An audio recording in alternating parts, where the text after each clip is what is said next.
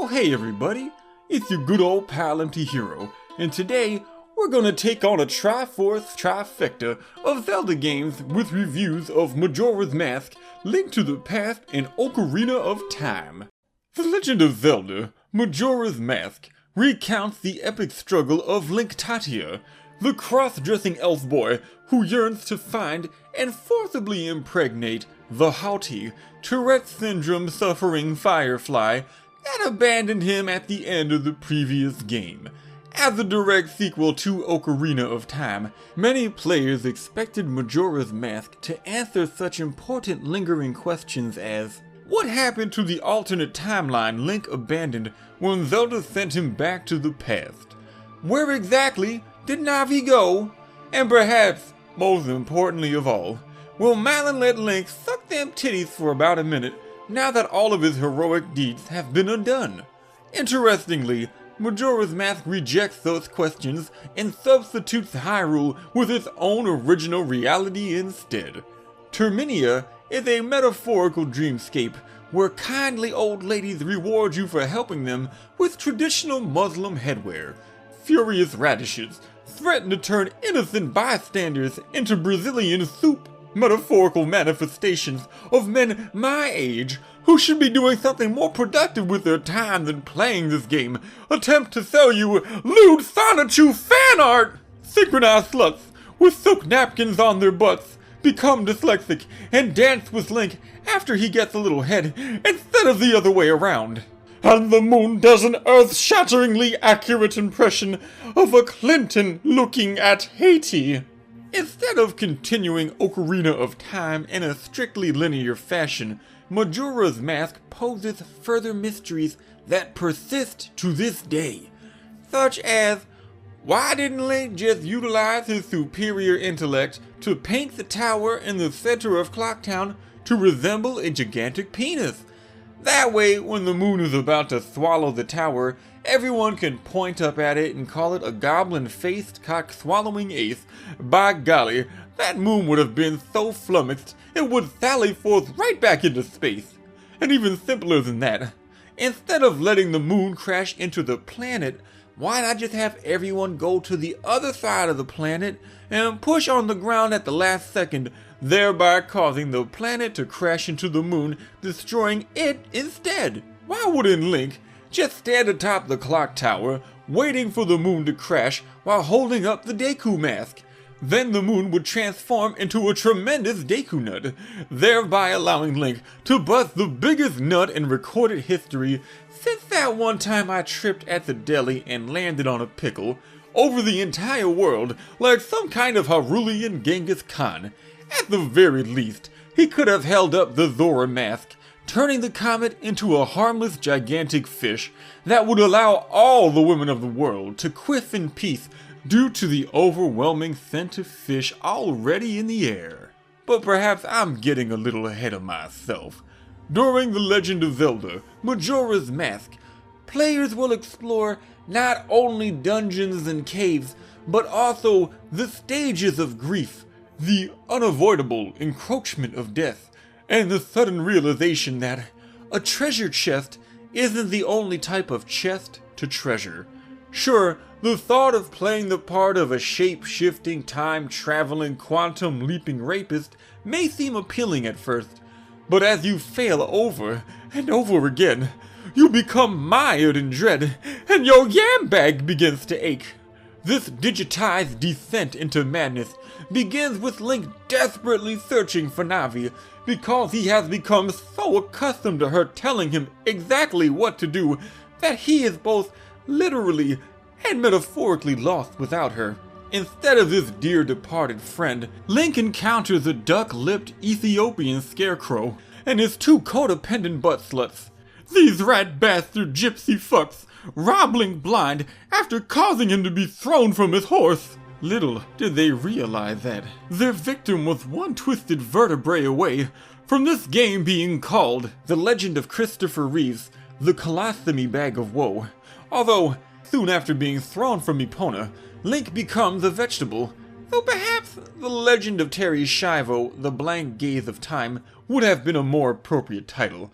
Fortunately, with the help of a pointy-shoed Eldritchian horror who moves the same way that Captain Kirk talks and fears the moon because it secretly contains his unacknowledged bastard children, Link is able to regain his former shape. The Skull Kid who attacked Link, traumatized so badly by 4 giants from Bubble Bath Land slapping him in the face with their gigantic pricks, that he winds up trembling in the fetal position in Mother Nature's shower, like some teenage girl from a 1990s after-school special, rains calamity upon Terminia in the form of a moon that appears to be scared shitless at the thought of its own impending impact. An invisible giant with Altoid's breath, butch lesbians who steal Yoko literal Ono's eggs since their own eggs rotted decades earlier, and milk-thirsty aliens who want to snake their elongated ET fingers up a Malin clone's mud hatch, proving that Majora's Mask contains the worst consequences for missing a cycle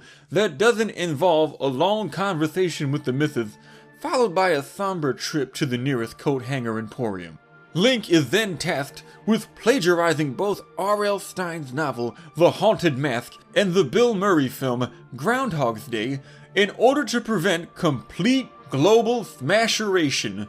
To this end, Link must assume the identities of the dead, including the literal seed of the Deku Butler's loins, whom can skip across water like Jesus Christ's gay cousin, show his nuts to Jews without fear of retaliation, has deadlier spit than Magic Johnson, and the most powerful, flowery helicopter ever beheld, since that one time I got a rosebud stuck to the head of my penis while hands-free fanning off my morbidly obese date's face after an especially sultry round of lovemaking in the reception area of a flower shop. This starchy stoic acts heroic in order to cross the deadly swamp-ass swamp, defeat an Ooga Booga boss that is so similar to a real-life African warrior that it is completely covered in flies, and jam his Deku stick in this glorified knothole full of splinters.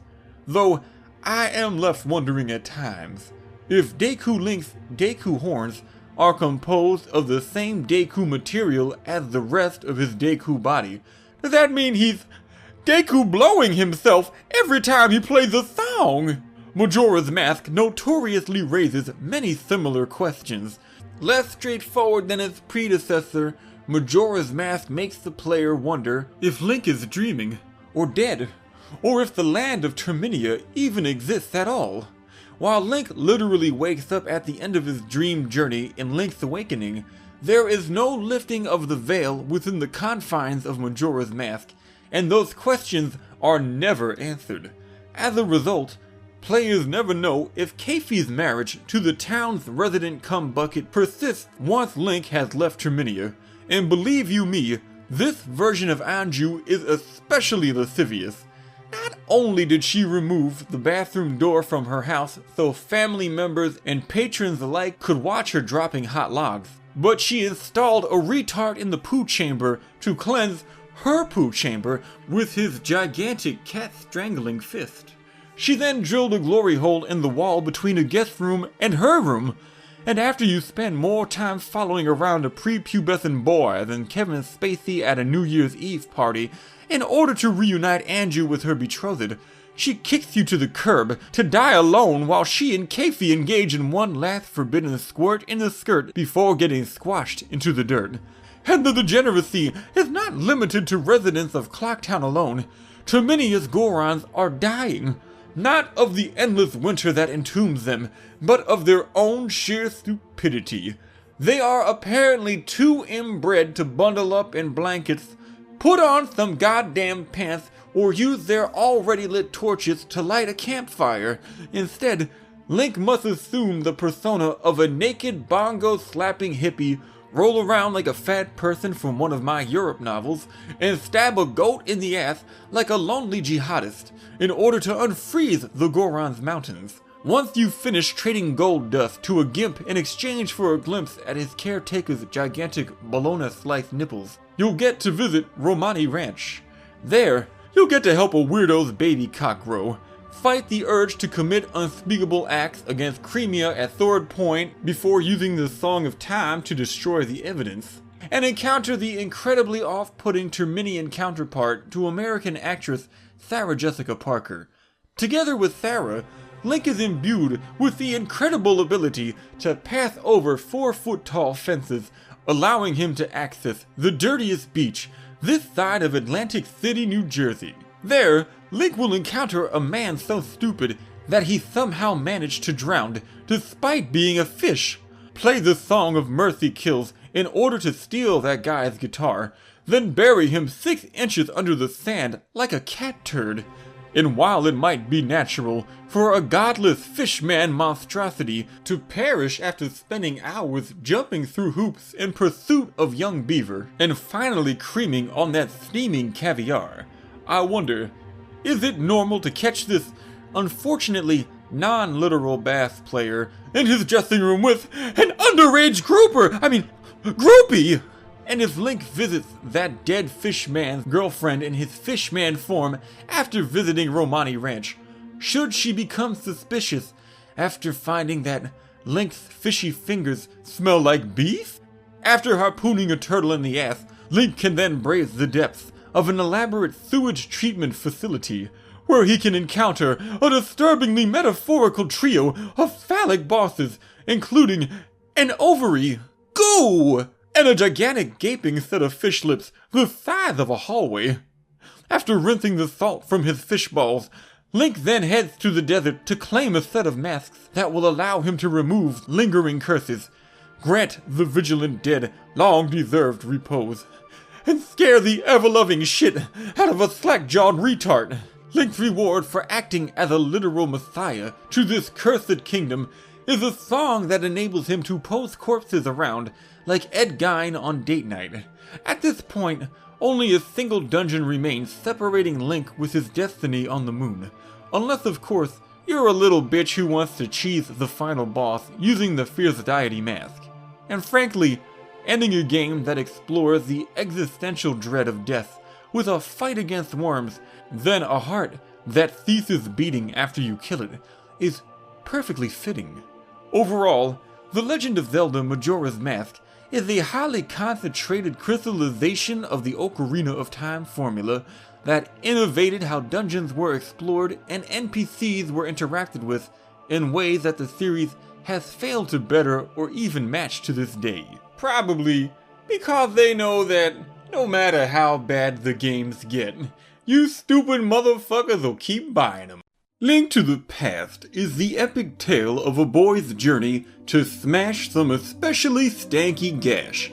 This incarnation of the errand boy of the goddess is a fairly regular guy who even keeps pot next to his bed for a little wake and bake first thing in the morning.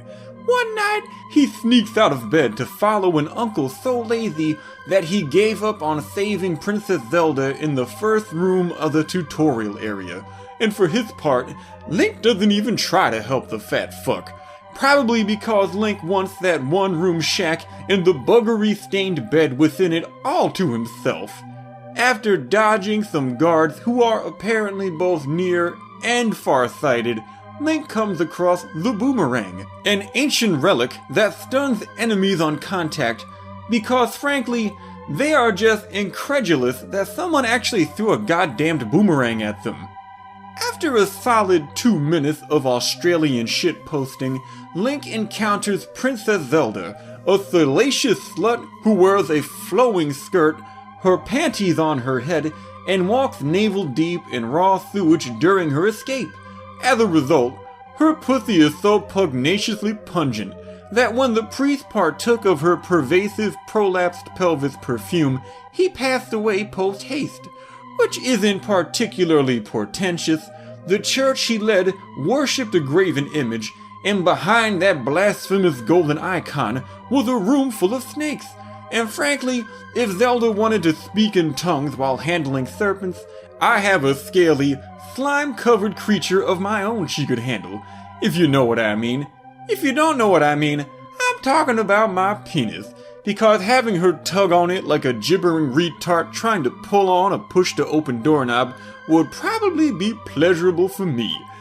After leaving Zelda in the most obvious of hiding places, Link embarks on an amazing quest to collect 3 Chuck E. Cheese coins that he can later exchange at the courtesy counter for a sword that has a baggy t-shirt for a hilt. To attain these all-important pogs of destiny, Link explores 3 incredibly dangerous locations that include enemies so harrowing that it pains me to recall them.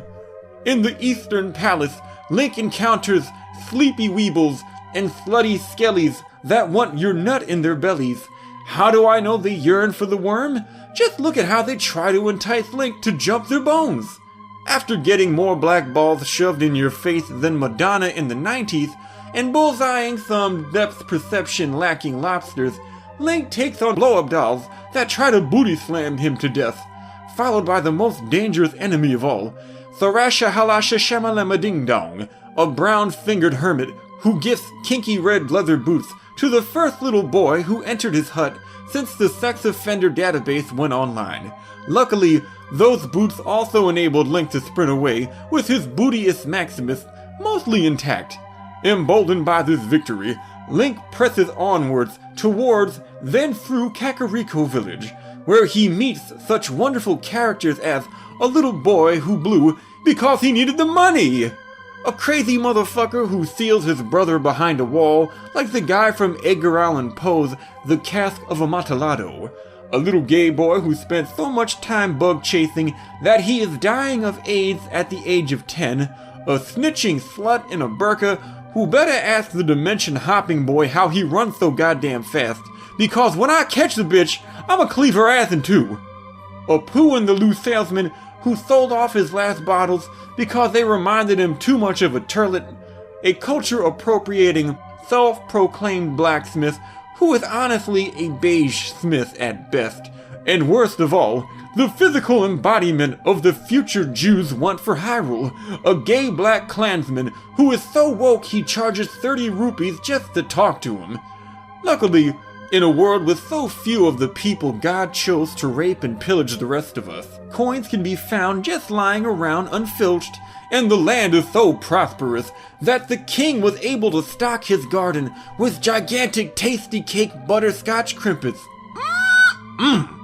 With the ancient knowledge contained in the mythical book of Majora the Explorer, Link is then able to slip past the litigious Sandmen, attorneys at law, in order to attain the legendary White Power Glove, which allows its wielder to get a low-interest loan from any bank and grab an 8-ball of that pristine China White to get their rocks off without fear of repercussions from the law. After killing some worms by dragging his bare ass across a shag carpet, Link proceeds towards and through the Death Mountains, where he meets some buck-toothed tree fuckers who will go on to impregnate a particularly slutty Dutch elm, thus leading to the conception of the Kokiri tree, as well as an old pervert with a mirror strapped to his shoe who tosses the mirror aside in disgust after getting into the light and seeing Link's disgusting balls. After watching a demon kick a little boy in the balls, Link receives a dose of highly concentrated testosterone in the shape of a pearl, which fixes the mental problems brought about by his uncle's slippy fingers, thus preventing him from becoming a degenerate furry ever again. The Death Mountain dungeon is especially perilous due to the holes in the floor and the furious bumper squids, though to be perfectly honest, if I wanted to wrestle down a gigantic fuzzy wiggle worm, I'd ignore those court orders and go back to free balling when I jog. At this point, the writing of the game becomes a little suspect. Ganon jumps out of a wizard's butthole in order to kidnap Princess Zelda and 6 other sluts, and instead of going to the past as the title would suggest, he pulls Link into a nightmarish realm, devoid of the light of God. Link must then jump between dimensions to rescue a septology of slags, encased in crystallized monster cum, who have been fucked so hard by multi-pronged, hexagonal demon dicks that their used-up cunts have been core sampled out with garden weasels and left in the dungeons to air out between uses. So frankly, A Link to Camden would have probably been a more honest title for this game, though it's not all bad. I like any game that not only allows me to catch little girls in a butterfly net, but that they also respect the validity of my catch instead of screaming for their fathers. point, Link must tread carefully. Though the combat is versatile at times, the bag of dick monsters, fried chicken in a mask, ice-covered eye, lint-covered eye, eyes-covered eye, rock with more turtle heads poking out of it than a 5-assed Mexican miles away from a toilet after Taco Tuesday, butterfly that slaps Link in the face with his surprisingly large amount of pricks, as well as the scariest encounter you can have with a woman in a bedsheet that doesn't involve her husband angrily kicking down the bedroom door to announce that his AIDS test came back positive, can all tear Link's ass to shreds. Luckily, Link is not alone. Help this dirty old witch jam some rotting mushrooms up her disgusting snooch, and she'll quiff out the magical dust. Toss some coins at this slut, and she'll make you quiver. I mean, increase the size of your quiver, and give any attention to this body image positive bag of shit who turned this entire pond into fatty bo-batty soup, and she'll upgrade your sword. Sacred objects scrounged from dungeons will empower Link to melt bitches with his fiery rod, smack wieners in the dark like his uncle taught him to, and perhaps most impressive of all, with the cane of Somalia, Link can conjure blocks composed of highly compressed genocide victims to activate about 5 switches in the entire game. After an epic showdown with Man-Bat Pig in the basement of the Luxor Casino, Link is finally able to make Hyrule great again, then seal up the Master Sword before that stank bitch Fi can awake and ruin the game with her jabbering. Reviewing The Legend of Zelda, Ocarina of Time is pointless. Like Grandmom's cookies, baby Jesus' sunsets, and fat anime titties, the goodness of Ocarina of Time is self-apparent. Even that hemlock-sucking Homo Socrates wouldn't bother analyzing its worth. So while replaying Oot for the first time in a decade, I wasn't looking to pick apart the mechanics like some greaseball contrarian asshole who projects his own inadequacies onto the game. Instead, I wanted to see with adult eyes whether the logic of the game held up to scrutiny. For example, how the fuck does the Kokiri Society function? Kokiri are the humanoid offspring of a magical mustachio tree who is full of puzzles and bugs. I wonder, if you dissected a Kokiri, would they be full of box-pushing puzzles too? This also raises the question that, since Kokiri are outwardly mammalian in appearance, do they have nipples? And if so, are those nips shaped like acorns that lactate maple syrup? Canadians can't be the only ones. And like trees, are the Kokiri also all hermaphrodites? That would explain why Mido was such a cunt. You know, aside from his typical impotent manlet rage. Kokiri are also notable for their eternal youth. After slumbering for 7 years in a flooded basement with a slob in a bathrobe who cuts Link loose the moment Link's big boy hair comes in, and before Link can ask why he woke up on his stomach wearing silk stockings and earrings, Link finds that his clothing has grown, but that his friends the Kokiri have not. This raises important questions about the life cycle of the Kokiri. Some would argue that the Skull Kids of the Lost Woods are what becomes of Kokiri who lose their fairies. However, to save them from drowning during the backstory of Wind Waker, the Deku Sprout transforms the Kokiri into tree stumps with Down syndrome. As a result, I believe something devious is at hand. Other offshoots of the Deku tree family include the Serpentile Deku Baba and the money-grubbing, bread-unleavening, oven-dodging Deku Scrubs who are always trying to sell you something you could just as easily pick off of the ground for free. And I ask you, fair watcher with immaculate tastes, what do the Kokiri eat? Despite being derived from a magical tree, they seem to take no issue with dwelling in the hollowed-out carcasses of their departed aunts and uncles. And in those cages of rotting Deku flesh, tables, but no ice boxes or stores of food are found. In the Kokiri shop, the only forms of sustenance for sale are the nuts of Deku Babas, the piping hot seed of Deku Scrubs, and human hearts. Goddamn human hearts! It is painfully apparent to me that the Kokiri are some stone-cold motherfuckers. Lacking genitalia of their own, they consume the sticks, nuts, and seeds of their retarded Deku cousins, and Link's mother, whose death in the forest the Deku Sprout is smilingly happy to discuss, has no grave. And you must wonder, if not from Link's mother, Where did that single heart for sale in the shop come from? I believe the Deku Tree didn't send Link away for the sake of enabling a grand adventure. He was saving the boy's life! Saria provides ample evidence to further this theory. This woodland spearmint jail bait of hate literally tries to steal Link's heart just as he's leaving town. Fortunately, Link hooks up with a hot blonde and tosses Saria's dwarf spittle-filled ocarina into the trash where it belongs. Also, did you know that even though Nintendo removed the dating simulator elements from Ocarina of Time halfway through the development process, that it is still possible to bust a nut on Saria's face? Appropriately enough for Link and the teenage boys playing as him at the time of Oot's original release, the supply of nut and seed is practically without end, unless of course you do it too much and wear your C-stick down to a nub. Let us also take a moment to regard Link, the knife-eared idiot who squandered his childhood just like the people who played his game. Navi took one look at Link as he slept with his boots on and correctly assumed that he was retarded. Which is why Navi feels the need to explain even the most obvious of details to Link. If Link had a brain in his head, the tragic events of the game could have been entirely averted by simply chopping up the magical talking Deku Tree and utilizing the lumber to create a magical talking Dutch wife who could seduce Ganon and infect him with a fatal strain of gonorrhea. After Link became a man by tugging on his sword in the back room of a church, he could also just as easily have defeated Ganon by swallowing the pedestal of time, thereby turning all the food he ate from that point on from feces back into food, ensuring an infinite amount of food for hungry Hylians in the future, causing a massive devaluation on rupees, and bringing Ganon's republic to its knees. How this never occurred to Link is beyond me.